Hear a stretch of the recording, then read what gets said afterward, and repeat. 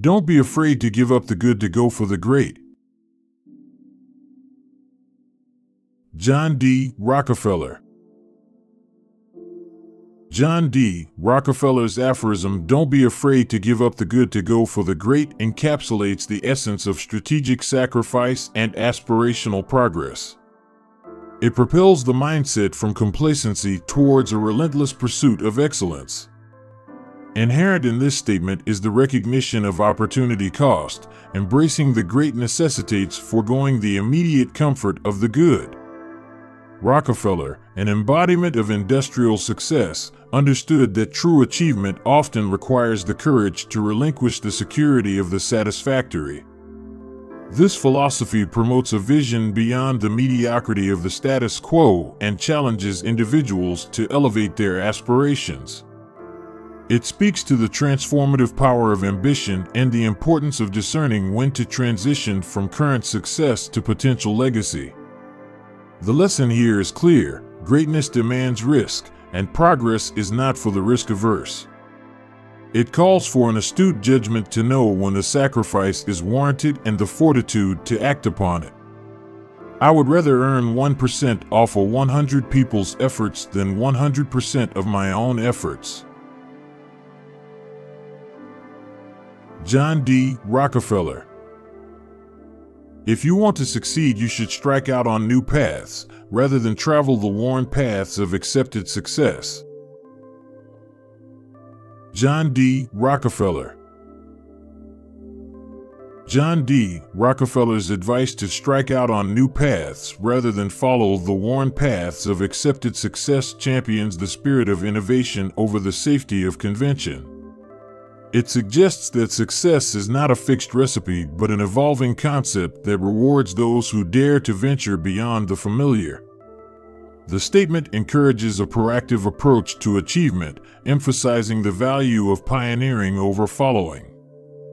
By advocating for the road less traveled, Rockefeller implies that the saturation of traditional methods diminishes their potential for outstanding results. This perspective is particularly relevant in an era where disruptive technologies and ideas often redefine industries. The core insight is that the pursuit of extraordinary success is often aligned with the willingness to explore uncharted territory and the resilience to withstand the uncertainty that comes with it. It's a call to differentiate oneself through originality and to recognize that enduring triumph is often found away from the crowd. Click subscribe to this channel to get more valuable quotes from the legends.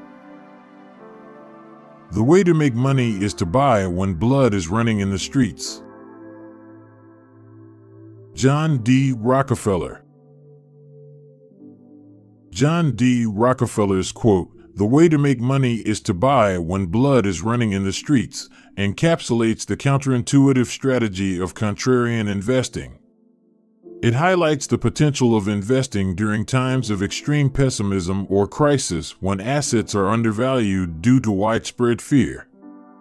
The blood in the streets metaphorically represents market turmoil, economic distress, or geopolitical conflict, situations that typically drive investors to sell off assets in a panic. Rockefeller's insight relies on the observation that such periods, while challenging, can create unique buying opportunities for those with the capital and the fortitude to act against the prevailing sentiment. The statement embodies a bold approach to wealth creation, one that involves discerning judgment to recognize value where others see despair, and the courage to act on that judgment. It suggests that fortunes are forged not by following the herd, but by maintaining a level-headed perspective in the face of widespread fear, and by capitalizing on the market corrections that inevitably follow. This approach requires a deep understanding of market dynamics, a long-term outlook, and an unyielding nerve to withstand market pressures. I have ways of making money that you know nothing of. John D. Rockefeller. John D. Rockefeller's statement, "I have ways of making money that you know nothing of," speaks to his mastery of economic strategies that were not widely understood or practiced by the general public. Rockefeller, known for his unprecedented success in the oil industry, often employed innovative business tactics and financial maneuvers that were ahead of his time, contributing to his wealth and the growth of Standard Oil. The underlying message is one of expertise and innovation. It suggests that knowledge and the application of unique methods can create competitive advantages in business. Moreover, it implies that there are insights and strategies available to those who are willing to look beyond conventional wisdom and seek out the less obvious opportunities. Rockefeller's quote can be seen as an endorsement of specialized knowledge and a reminder that success often comes from thinking differently and having the acumen to identify and exploit opportunities that others may overlook. It's a testament to the power of proprietary knowledge and the success that can come from pioneering new ways of doing business. If your only goal is to become rich, you will never achieve it. John D. Rockefeller. The quote, "If your only goal is to become rich, you will never achieve it," by John D. Rockefeller underscores the paradox that a singular focus on wealth for its own sake often leads to a fruitless pursuit. Rockefeller, despite his own vast fortune, is highlighting the importance of underlying motivation and purpose in the quest for financial success. The essence of this wisdom is that wealth typically accrues as a byproduct of passion, hard work, innovation, and providing value to others. When the primary objective is to serve, solve problems, or fulfill a need within society, financial gain tends to follow as a natural consequence. Conversely, when the pursuit of wealth is driven by greed without substance or contribution, it often eludes. This philosophy implies that true and sustainable success comes from a deeper drive than mere accumulation of wealth.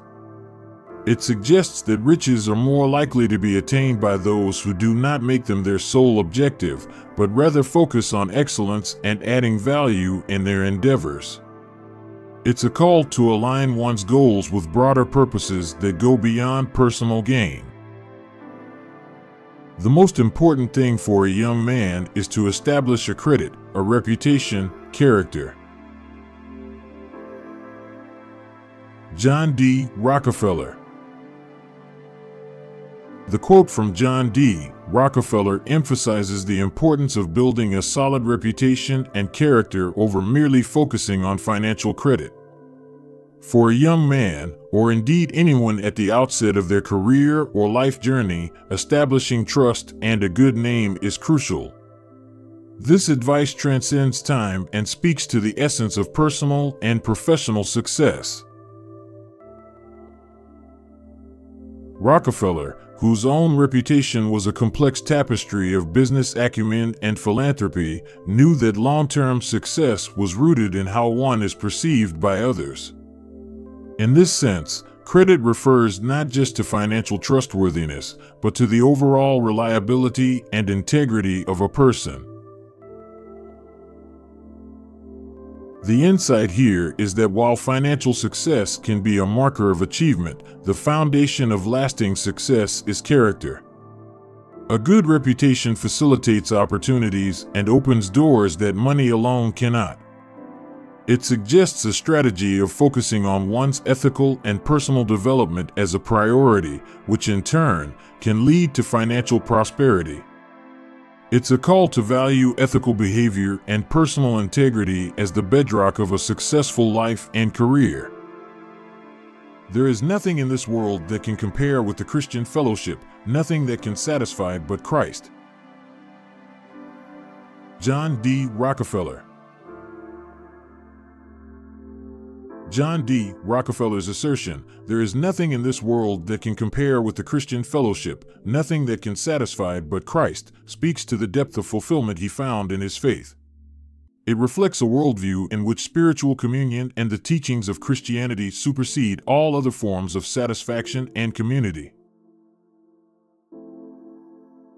Rockefeller, like many of his era, saw his faith as not only a personal compass, but also as an integral component of his identity and daily life. This perspective is rooted in the Christian belief that spiritual well-being and connection with Christ are paramount and provide a sense of purpose and contentment that material success cannot. The statement underscores a universal quest for meaning and connection that transcends temporal pursuits. It posits that true contentment comes from spiritual fulfillment, and for Rockefeller and those who share his beliefs, that fulfillment is found in the Christian faith and the community it fosters. This worldview advocates that life's highest satisfaction is derived from spiritual growth and alignment with religious principles. I believe that thrift is essential to well-ordered living. John D. Rockefeller. John D. Rockefeller's declaration, "I believe that thrift is essential to well-ordered living," encapsulates the virtue of frugality as a cornerstone for both personal and financial stability. Thrift, in this context, is not merely about being miserly or avoiding spending, but about the judicious and efficient use of resources. Rockefeller's success can be partly attributed to his reputation for meticulous resource management and his ability to maximize efficiency in all aspects of his business operations. He regarded thrift as an ethos, not just for accumulating wealth, but also for maintaining it and ensuring its productive use. The insight conveyed here is that disciplined management of one's means leads to a structured and balanced life. Thrift is therefore presented not just as an economic principle, but as a holistic lifestyle choice that can contribute to order and harmony in various facets of life. It implies that the practice of thrift goes beyond saving money. It's about cultivating a mindset that values sustainability, preparation for the future, and a conscientious approach to consumption and investment. Good management consists in showing average people how to do the work of superior people. John D. Rockefeller. John D. Rockefeller's insight on management reflects a key principle of leadership, the ability to elevate the performance of a team. He suggests that good management is about harnessing the potential of the workforce by guiding them to achieve a level of output that would typically be expected from those of a superior skill set. This philosophy implies that the role of a manager transcends mere oversight and enters the realm of mentorship and development. It involves creating systems, providing training, and fostering an environment where average employees can excel beyond their perceived limitations. Rockefeller's approach to management is predicated on the belief that the capabilities of individuals can be amplified through effective guidance. The statement advocates for the empowerment of employees, indicating that the quality of management is measured by its ability to transform average effort into exceptional results through inspiration, education, and strategic direction. By promoting this model, Rockefeller underscores the importance of investing in people and recognizing management as a catalyst for elevating organizational performance. It's a reminder that the strength of an organization lies not just in the talents of a few individuals, but in the collective achievements of its workforce, galvanized by exceptional leadership. I believe that every right implies a responsibility, every opportunity, an obligation, every possession, a duty. John D. Rockefeller. John D. Rockefeller's quote reflects the belief that with every advantage comes a greater responsibility to others and society. It suggests that rights, opportunities, and wealth carry ethical obligations to use them for the common good. This philosophy underpins a view of success that is measured not just by personal gain, but by the positive impact one has on the world. The only question with wealth is, what do you do with it? John D. Rockefeller. John D. Rockefeller's quote, "The only question with wealth is, what do you do with it?" challenges the notion of wealth as an endpoint and frames it as a means to a larger purpose. It suggests that the acquisition of wealth is not the final goal, but rather the beginning of a new set of choices about how to use it effectively and responsibly. This reflects a perspective on wealth as a tool for impact rather than merely a symbol of success. Don't blame the marketing department. The buck stops with the chief executive. John D. Rockefeller. John D. Rockefeller's statement, "Don't blame the marketing department. The buck stops with the chief executive," emphasizes the concept of accountability and leadership. It underscores the idea that ultimate responsibility for a company's performance, including its marketing success or failure, rests with the CEO. Essentially, this quote reinforces the principle that effective leaders take ownership of all aspects of their business.